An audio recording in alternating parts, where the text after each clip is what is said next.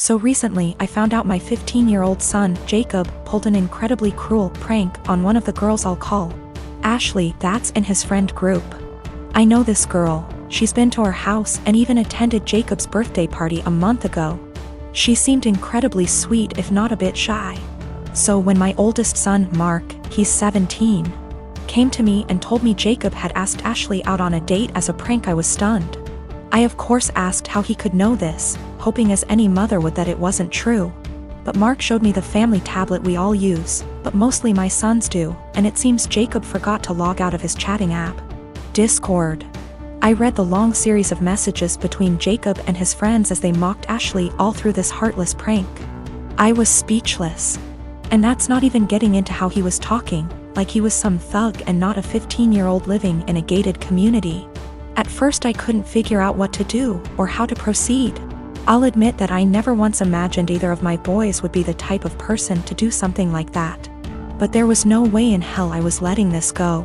So after a day of thought I decided what was going to happen. First things first, he was grounded, for how long I'm not sure. Secondly, I'd gotten Jacob a bike for his birthday but it hadn't arrived until the day previous and I'd planned to give it to him when my parents came to visit since they'd been unable to make his party. But instead of that I showed him I knew about the prank and told him he was grounded. Then I made him carry the new bike out of my bedroom closet and to the car before driving to Ashley's house, him crying the whole way. I'd called her parents earlier and explained everything, and so once we got there I had him cart it to their front porch and ring the bell. Then in front of me, Ashley, her parents, and God, I had him give a sincere apology and gift her the bike. Even I apologized to her, saying I didn't raise my boy this way and what he did was unforgivable.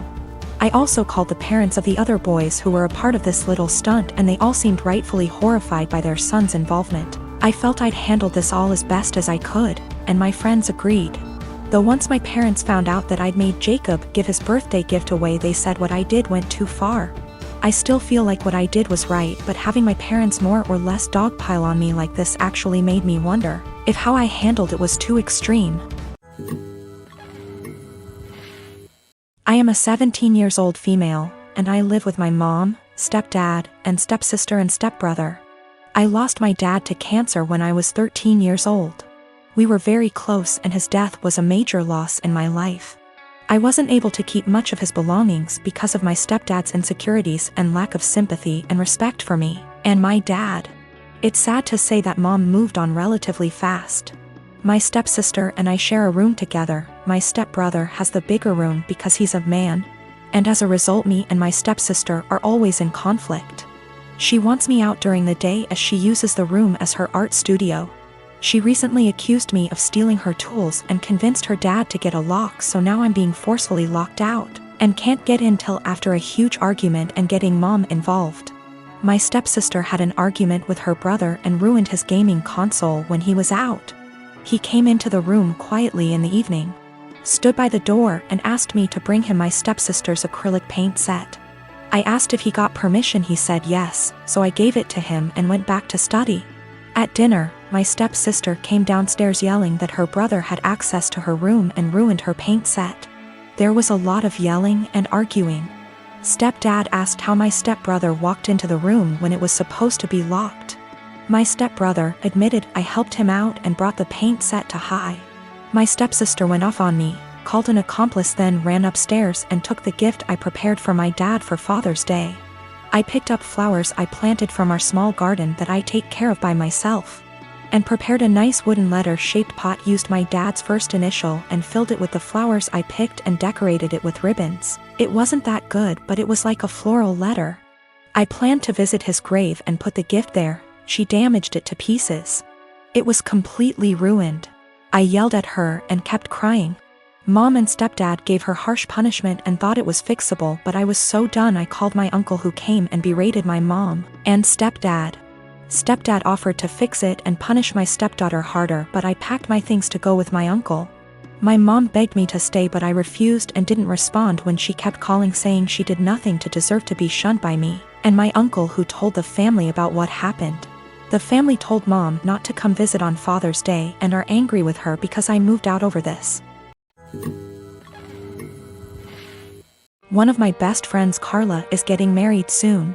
It's only meant to be a small backyard type of wedding, but they've been planning it for a few months now, and originally, it was supposed to be on my property.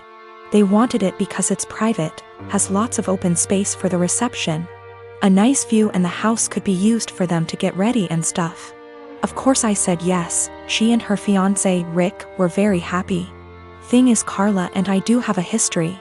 We went out on and off in college but decided to stay friends. Then I met my wife, we got married, Carla met Rick, and now here they are. Now my wife knows I went out with Carla back in college and she didn't care. Carla still went to our wedding and everything. I never knew if Rick was told or not. It's not my relationship, therefore not my business to say anything, so I never did. Rick found out recently, and not in the best way. Not sure how, but from what I heard from friends is that one mutual friend told him, no idea why, we used to date. Not only that, but apparently Carla said a couple years ago she was still in love with me when she was already dating Rick. Don't have actual confirmation if that's exactly what he was told. All Carla's told me is that Rick was told about our past and he's angry at her for never saying anything. It became quite a drama and didn't hear from her for over a month until now. She told me they're going to couples counseling and that the wedding is still on. But Rick requested that I not attend. It sucks, but I totally get why he wouldn't be comfortable. Then I asked the obvious question, where are they going to hold a wedding then? To my surprise, she said they still want it at our place. Rick said so too, and in my mind I'm going, he doesn't want the guy who dated his fiancée years ago at the wedding, but still wants the wedding at his house. My wife and I are expected to just not be at our home that weekend, and I told Carla no. They're going to have to find someplace else since we're not going to simply leave our home to them for the weekend. Not only for safety reasons, but it just doesn't make sense.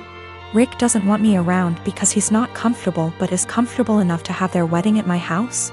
They really want their wedding here though, and because of that I've been bugged by not only her but also Rick, and some friends who think I'm being a petty asshole for not letting them have the wedding here anymore.